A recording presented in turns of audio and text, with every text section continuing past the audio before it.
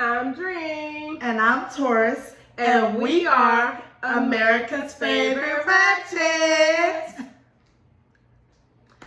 So, today we're giving you a quick rundown on why we are single.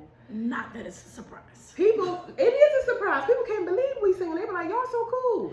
Bitch, please. Once they spend 10 minutes with us, they know So, we about to tell y'all the uncool shit of why we're single. So, because I be going on a rant about this, we're going to let best friend go first.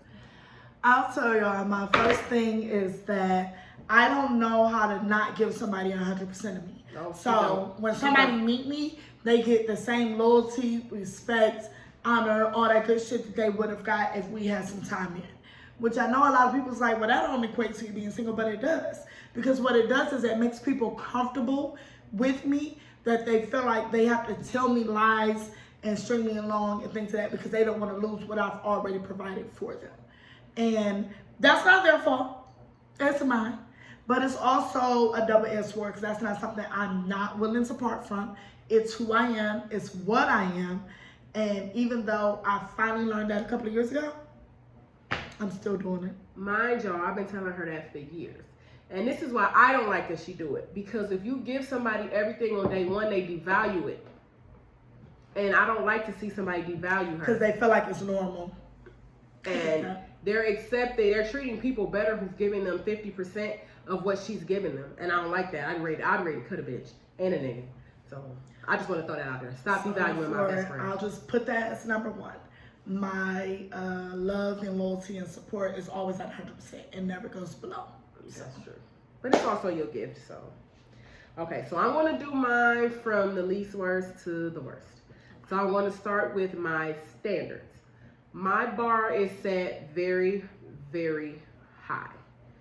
And the reason my bar is so high is because I have so much good to give. I want to spoil somebody's son. Like, I can't wait. I'm moisturizing beards. I want to pedicure, manicure. Like, I want to spoil you. I want to speak life into you. I want to do the whole thing.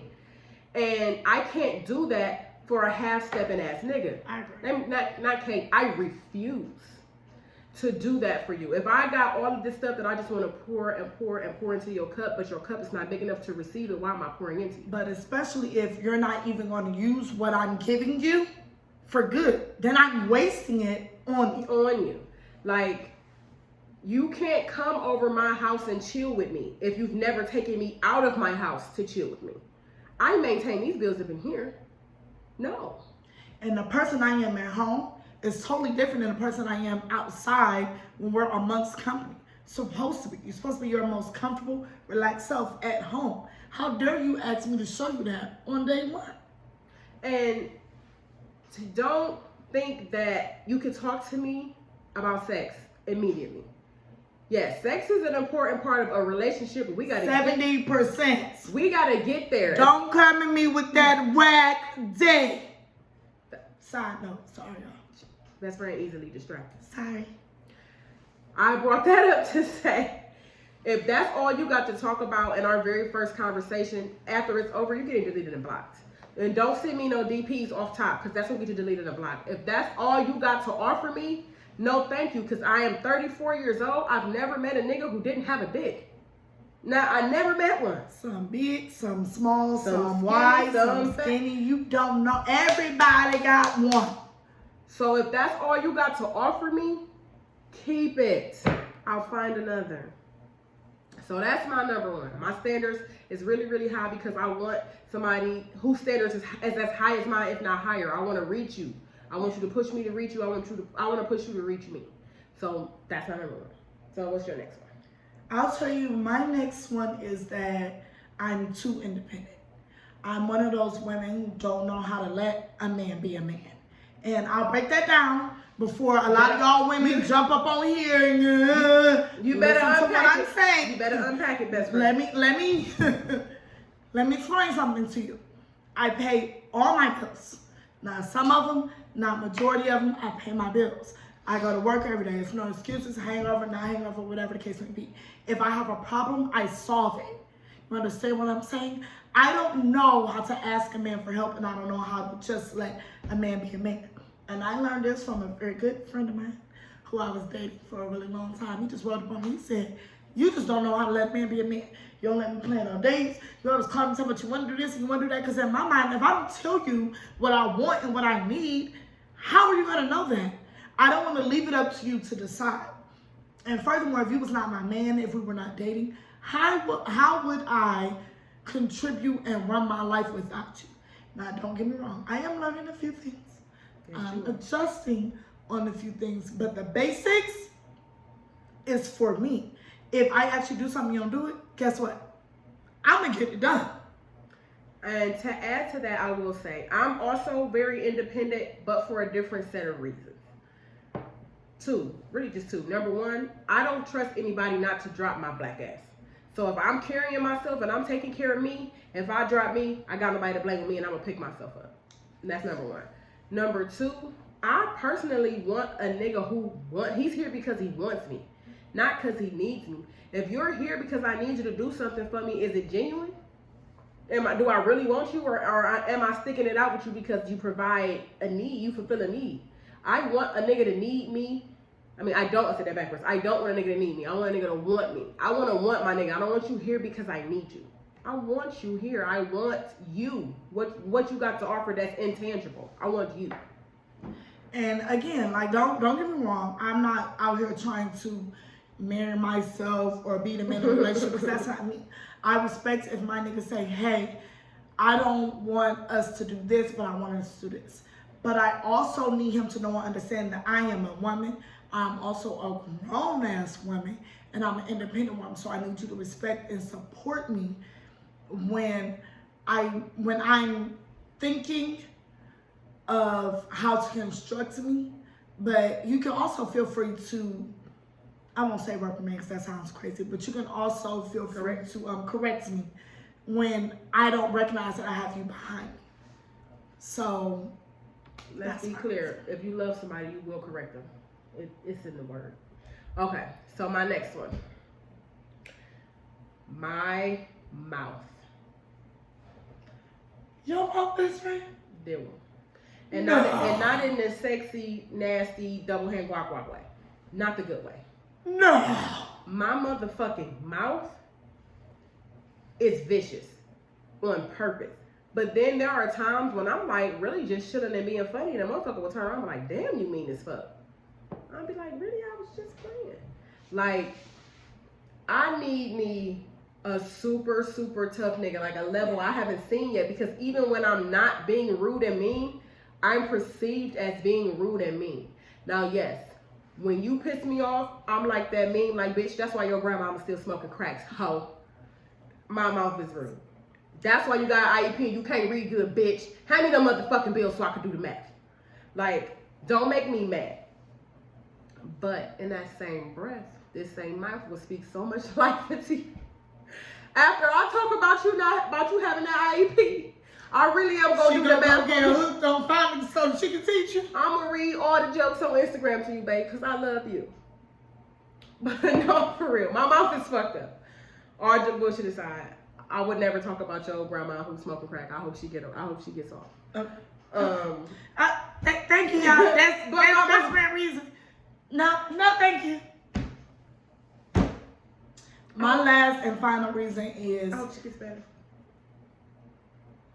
We don't pray for that. My last and final reason is that I have not met a man secure enough in him and what we share to not be challenged by my friends. Anybody who know me know that my friends are literally, it sounds bad, but like my family. So therefore, I love and I support them, and I'm there for them. So I need a man that knows and understands that just because I cancel a date with you because my best friend is having a down day doesn't mean she's more important than you. It just means that she needed me in that moment more than you needed me. I'm still coming home to you. I'm still laid up with you. But the emotional support she needed, only I could give her. And it's just not with my best friend, but with my male best friends, because, you know, people know them and know their status or whatever. And the first thing they jump to is, oh, you like a nigga like this. Like, no, these niggas are the exact opposite of what I like my niggas to be. But at the same time, If he called me at 2 o'clock in the morning because his car broke down and he need to go home, he not about to have random ass bitches pulling up to his house. So yes, I have the spare key. He's locked out. I'm going to get up. Hey, babe, he locked out. Let me go let him in. I'll be back. You can feel free to ride with me. Right. Because we don't have nothing to hide. Mm-hmm. But I need you to be secure enough to know you're not in competition with my friends. The way I love you is different from the way I love and carry them. I personally think if you have a spouse that pretty much doesn't want you to have outside friends, I think that's toxic. But we got a toxic traits episode, so we'll dive back to that. But that's unhealthy. I just want to throw that out there. And I just want to say the number one reason why I'm both single right now that we can agree to, we ain't met nobody that's exactly like us in a man form. Yes, Jesus. We need somebody we can talk calm when we having a bad day. We can crack jokes with. We can talk shit with. You got to be so secure in you that I don't feel like I should have no secrets or shame with you. Agreed. Because that's what this is. Right. I need to be able to tell you about my butt pimple or something. I don't know. I need to. I need to be able to tell you, hey, babe, I sat around all day. I forgot to put on deodorant. Now I got to get back in the shower. Then you need to laugh like, go get your little messy ass in the shower. Right, like, where you at? It needs to be a fun, loving, open situation. Right. So, because I'm fucked. This is my last one, y'all. This is the worst one. I'm single because of my pride.